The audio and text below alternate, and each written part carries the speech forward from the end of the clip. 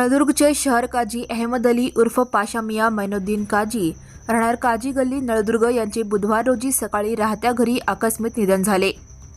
मृत्यूसमयी ते 85 वर्षाचे होते। रात्री इशा नमाजनंतर त्यांचा दफनविधी गावातील सोहेल खान मुस्लिम कब्रस्तानमध्ये करण्यात आला। त्यांच्या अंत्ययात्रेत मुस्लिम धर्मगुरू, समाज बांधव, नातेवाईक मोठ्या संख्येने सहभागी झाले होते।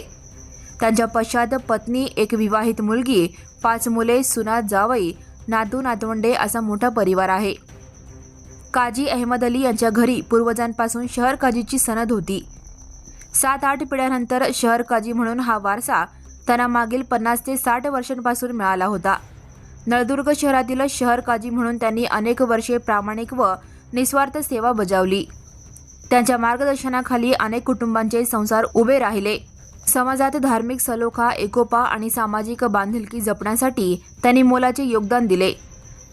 त्यांच्या माध्यमातून नळदुर्ग शहरात अनेक समाजोपयोगी उपक्रम, धार्मिक कार्यक्रम तसेच जनजागृतीचे उपक्रम राबवण्यात आले।